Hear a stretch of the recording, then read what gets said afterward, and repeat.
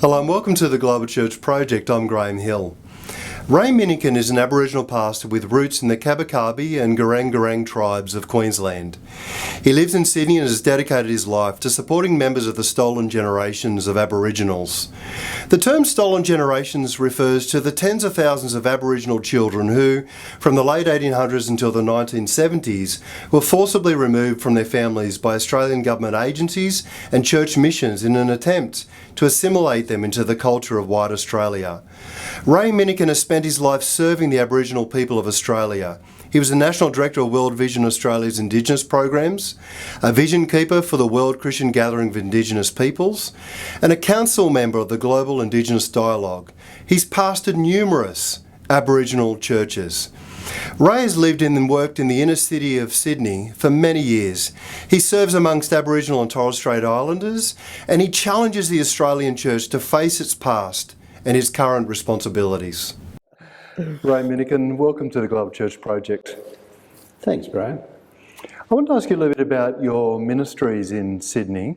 You're with Scarred Tree Ministries and some other ministries. Can you give us sort of some insight into the ministries you're involved in? Okay. Here at St John's, here in Glebe, it's the Scarred Tree Ministries, and the reasons why we call it Scarred Tree is that on this particular property here, the St John's property, there is a tree here that has been used by the old people to cut some kind of artefact out of it, either a kulamon or some other artefact that they used. The reasons why it's so symbolic for us is the fact that we think that that tree is the only remaining tree since 1788 that's still here in the inner city suburbs of Sydney. That's not right throughout Sydney, but just here in the CBD area. And there are a few of those trees left, but this is a special one because it's a scarred tree. So we knew our people used that particular tree for some particular reason. And it's interesting that it's on church land. So we called our ministry the Scarred Tree Ministries because most of the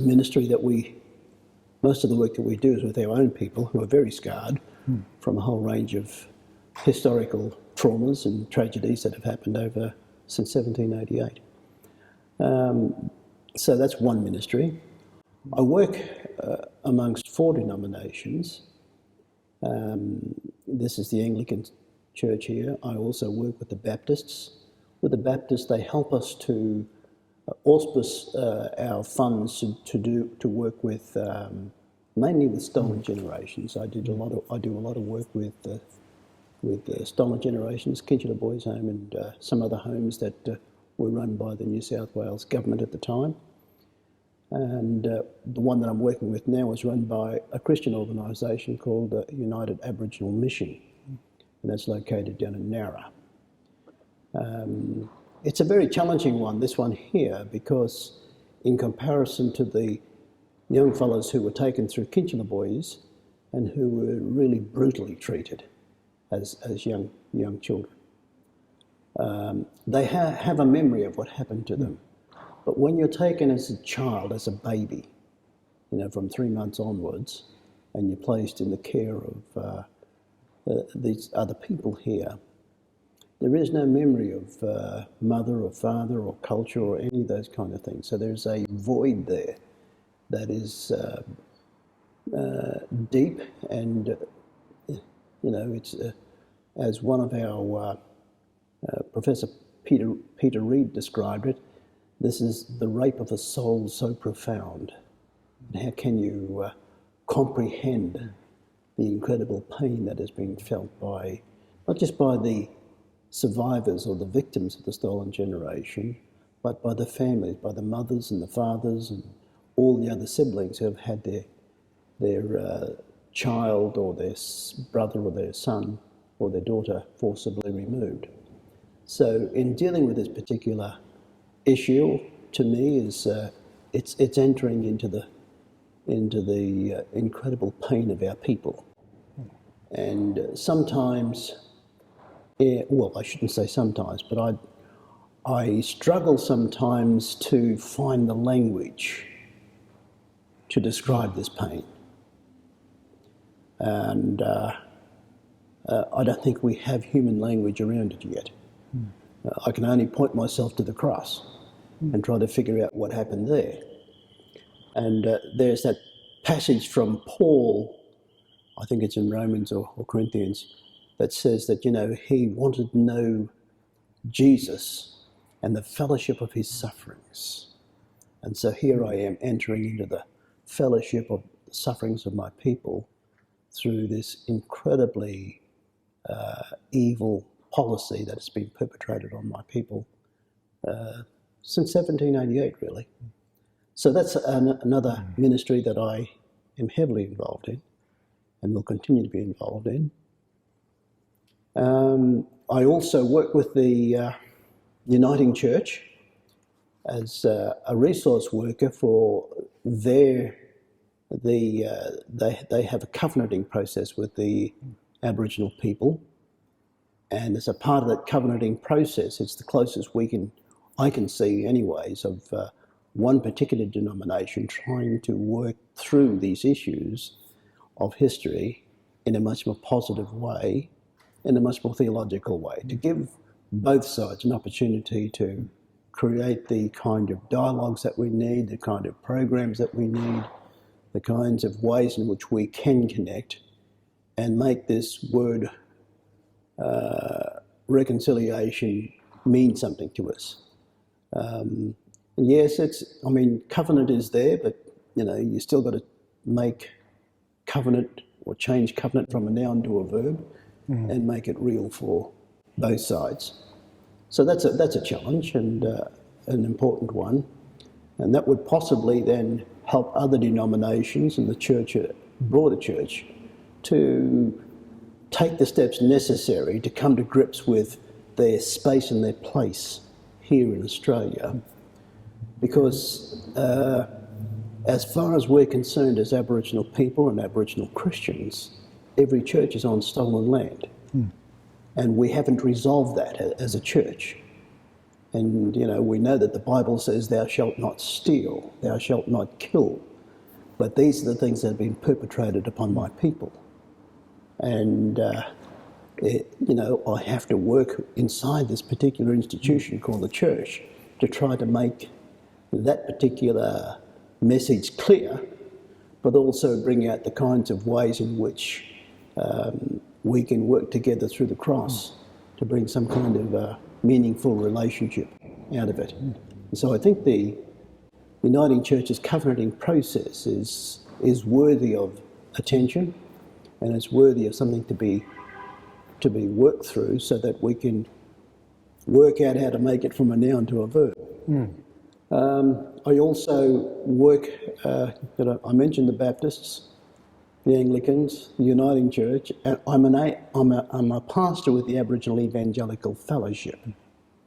And I have gone through theological training. My first training was with the Assemblies of God College up here in Katoomba back in the 70s.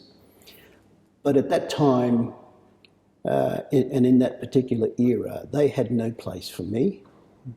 And there was no ways in which they were going to give me an opportunity to minister amongst my people in many of the places where our people had established churches under that particular brand. And sadly, I've gone to those places, and my whole early history is wrapped up in the Assemblies of God or the Pentecostal movement that moved very rapidly amongst our people in the Queensland area. My father, my grandmother, all of these people, my brothers and sisters, all were influenced by that particular ministry. But I remember once, where even in those eras there, that one of the preachers got up there and started talking about the Hamite theory, that because of the colour of our skin, we're going to be slaves for the rest of our flaming lives. Now, what an evil thought. What an evil doctrine. And that particular philosophy came out quite clearly in that particular denomination. It still struggles with that, and I think a lot of other denominations struggle with their acceptance of and respect and acknowledgement of Aboriginal peoples at this particular stage in our journey. And this is, 2016. Do you see any growth and change in that area, or do you feel like the appreciation of the issues has stagnated in some way? What's your sense about all of that? It's stagnated, yes. I believe it has stagnated. And there could be a whole host of reasons behind that or around that. And I think it behooves the church itself to reflect upon the message that it's brought into this country here, the way it's brought that message into this country, and the way it should reflect upon it. Because, for us, there's no difficulty with the message that, God would send his son and do those incredible things and be gracious towards us. We've known that for the last 50,000 years. It's not the message that's the problem, it's the messenger and his methodologies. That's the bigger issue that we still are struggling through. I think the messenger has a problem, and so too has the ways in which they have brought that message into the country here. Because as the carriers of that message, they should also be the ones who practice and demonstrate that message in a way that would be reflective of the nature and the character of Christ himself. But sadly, we don't see that. I mean, it still feels to me like, and maybe it's because I don't move in the right circles or something, but it still feels to me like there's a silencing of Indigenous Australian Christian voices. I mean, I can't remember the last time I went to a conference or a seminar or a gathering where some of our Indigenous Australian Christian leaders had an opportunity to speak into critical issues. Yeah. Am I just imagining that, or do you see still some silencing going on in our culture? To me, Graham, that's a question that I think you should take back to your own church, to the white church in this country here, and ask them that question as to why the Aboriginal voice isn't being allowed on those particular platforms in all kinds of, denominational flavours that are here. And we have to go outside these particular structures and systems in order to get our voices heard anyways. So, yes, we have no answer to that question, because it is a question that the white church has to respond to themselves. And like I said, I think the Uniting Church are trying to address it through what they call a covenanting process. But they're the only ones at this stage. What's your thoughts about the Kevin Rudd apology and your sense about its importance or the problems associated with it? What's your sense about all of that? Look, there's no problems associated with it. It had to be done because it was the government that took the children. It was the government that should have fixed the problem once the bringing them home report was handed down, and they were given this opportunity of looking at those 54 different recommendations and implementing them. One of those recommendations was to apologise. And so the government of the days could not even come up with an apology, an appropriate apology. So the Kevin Rudd apology came out of those recommendations. It wasn't something that he generated himself, it came from the people themselves, from the stolen generations who says, we want an apology. And so I used to march down the streets of Sydney here asking the government just to apologise, just to say sorry. What's so difficult about it and what's so political about it? And, we needed to hear and feel the support of the churches with us in that particular journey too. Not just those people who were what you would call supporters of the Indigenous issues, but the leaders of the church to come out and clearly demonstrate that they too are sorry. And that should have been done right back in the beginning points when the Bringing Them Home report was handed down. Many of them have, and those apologies are accepted and received. But apologies, as we know, from our biblical understandings, should have came also with with recompense, or some kind of way in which the Zacchaeus principle could be followed through on.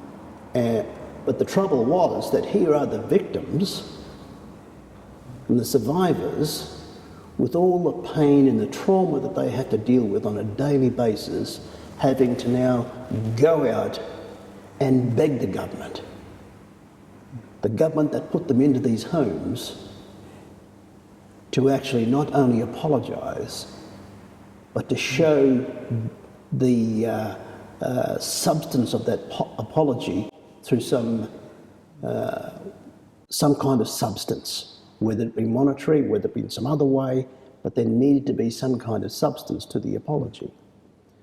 And we thank the Rudd government for saying that, and making sure that the federal government apologised. But in terms of the ways in which it's rolled out, we still got a long way to go, because many of the victims of that particular policy are still survivors today, still walking through our streets, still in our jails, still doing drugs, still living in poverty. And that's just not fair, and that's just not right. And if the Zacchaeus principle was followed through on, then they would have had the resources necessary to get on and manage the traumas that they're affected by with a lot more positive programs that they could have implemented themselves.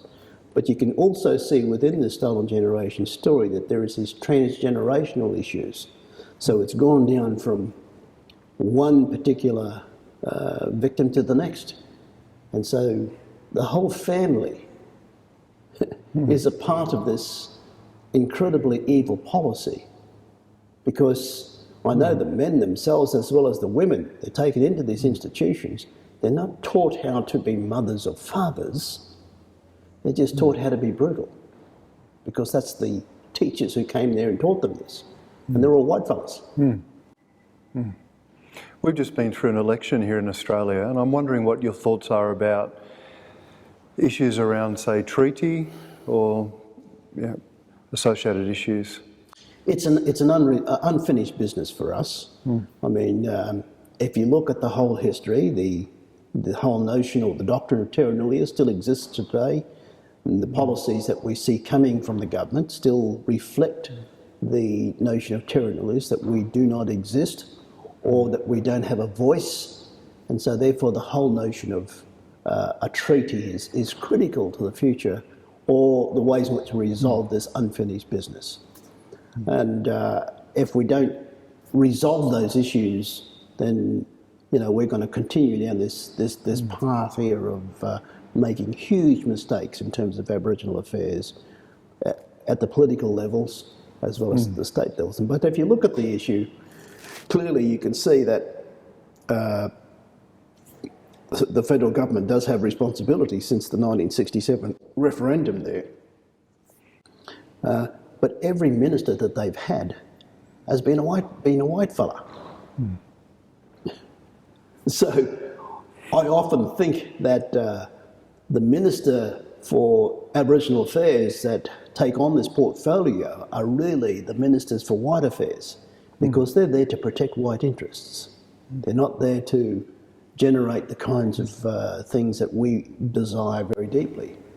And if they were serious about it, they would have taken to the government, well, look, the Aboriginal people want a treaty. Let's do it.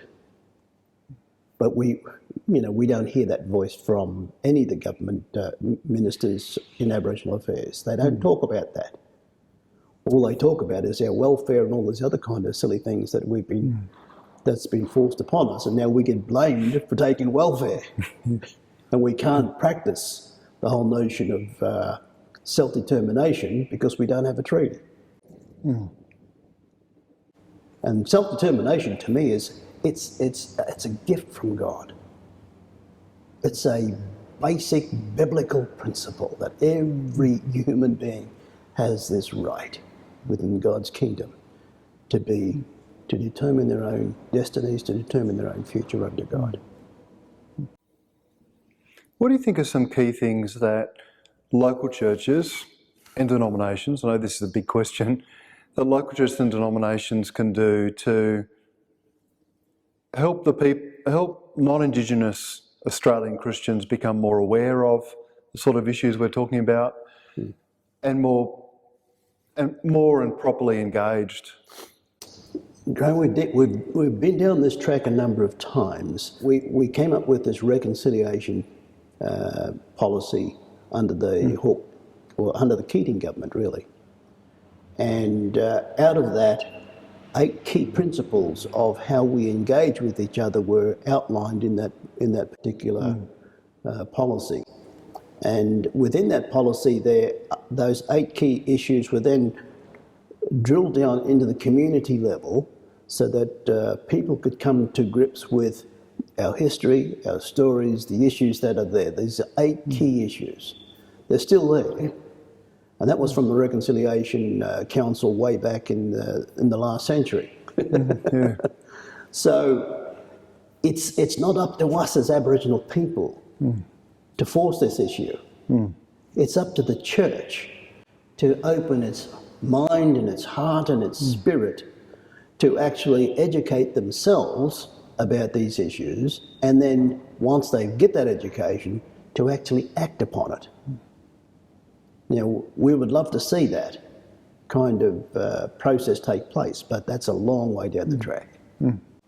Where do you see signs of hope in Indigenous and non-Indigenous Australian and Australian Christian relationships? Okay.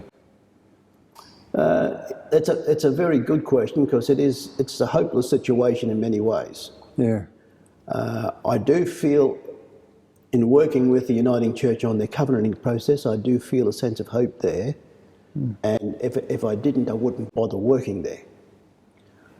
That's at a much more of a state as well as a national level, with the Uniting Aboriginal Islander Christian Congress working with the Uniting Church on these issues on a regular basis, on a daily basis. At the local level, we still have the situation where you've got, the Western Church here, and out in the outskirts here on the margins, here's the Aboriginal Church. Now, that's been there since day dot, and never the twain shall meet. And when you look at it from that perspective, it's a huge, big challenge. So how can I talk to you, a white fella, about reconciliation when you stick us outside there? And so and then even with the word reconciliation, it's difficult for us to talk about these issues, because reconciliation implies that we started off with a very good relationship and we're trying to mend that relationship. Yeah. Well, we've never had a good relationship. So even the language that we use is challenging for us as Indigenous people, saying, well, how can we have reconciliation when we've never had reconciliation? And it feels like it's common for a group that has power to keep saying, well, what we need is reconciliation. Well, yeah. Well, and sometimes that just smells like the rhetoric of the powerful, It is the rhetoric of the powerful, and it's also, what did Thrasymachus say in the Republic? He says, justice is only in the interests of the powerful. That's way back before Jesus was born. And so we still look at that particular story of the Republic, and we can still feel the ramifications of that particular story to this day, that it's justice is only in the interest of the powerful. Is there anything else that you wanted to say to us today? Look, there is one other thing. I think in terms of that process, we have to be a little bit more positivistic. I know I'm being a bit confrontational, but what we're trying to do here at St John's is something uniquely different. And instead of having an Aboriginal church out there on the margins, we said we'll bring the church inside the church. And so we're trying this new way of approach because what we're saying is, how can we talk about the biblical understandings of reconciliation in Christ if we continue this other pathway of separation? It doesn't make sense. So we're trying to, we took the risk of coming inside here and working with the church and saying, okay, we want to be a part of this fellowship, even though we don't, we're not Anglicans. We don't come up into that particularly. But the economics of it demand that we have to do things differently anyways. Because, you try to rent a building here in Sydney for a church, and you need to be as big as, have a membership the size of Hillsong just to even afford a little place. So, all of our people are stuck in welfare. So the economics dictates that we have to make different kinds of choices and work differently. And perhaps this is our Creator's way of saying, hey, you can do it. It just means you work with each other. And so here at St. John's, we've grown this fellowship within the fellowship. Now, it's not easy because our people are still suspicious of the church. You just got to mention church and suddenly you've got, a pushback. Or you've just got to mention the word Christian. Now, what's fascinating about all of this is that if you look at the statistics from the Australian Bureau of Statistics, the highest number of adherents to the Christian religion are Aboriginal people. Yet that's not reflected in the ways in which we have the opportunity of expressing that. And so these major challenges are there before us every day. And if you're looking at another part of that particular challenge is that if I was to be so bold as to say here in New South Wales, or even here in Sydney, the only Aboriginal pastor with any kind of tertiary qualification is you're looking at him. Well, there might be another one, and might be another younger one coming through. But our people have moved so far away from the church that we now have, more lawyers and teachers and other educated professionals, but the ways in which, the Bible colleges and stuff, we avoid like the plague. Now, you're at Morling College. How many Aboriginal people are you going to attract there? Yeah, and I was wondering too, like we talked earlier about Richard Twiss's book and some Native American theology that's developing. Yeah, I was wondering the other day about, I'm not sure how best to frame this question, but how can the non-Indigenous Australian Church support the development of Indigenous Australian Christian theologians and writers? And I know this is our responsibility to actually take some initiative on this, not just to talk about it. But it would be good to have that. I don't think any theological college in Australia has a scholarship for Aboriginal people. And yet we can go down here to the universities here and find these scholarships for other disciplines. And so if the colleges could pull their finger out a little bit, put a little bit of a brain in their head, just a little, and just consider that, because the cost is too much for us. And, a degree these days, you're looking at around about $120,000 a year. You can't buy that on the dole. It's just impossible. And so what we're looking at is you have to have some kind of bivocational process in order to pay for that.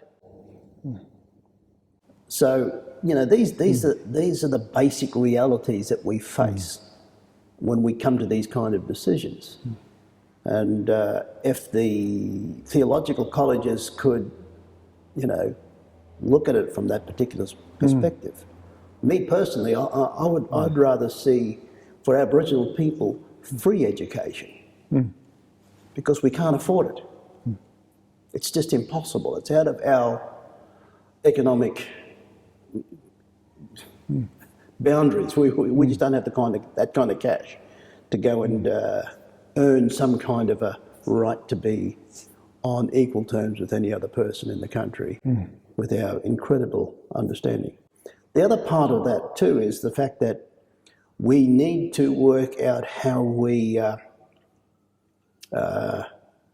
have some kind of a place, a repository for our own cultural knowledge, which is being, once again, like our children, forcibly removed and taken into all other places, and we don't have any control over that anymore. And so other people control our own knowledge now. And that's a huge, big challenge for us.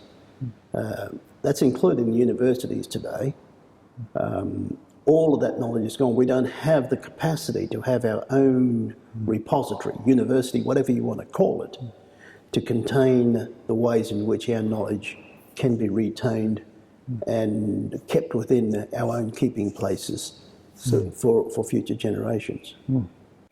Ray Minniecon, thank you for joining us at the Global Church Project. The Global Church Project is located at www.theglobalchurchproject.com.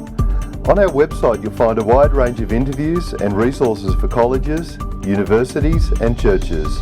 I look forward to your company next time. From me, goodbye.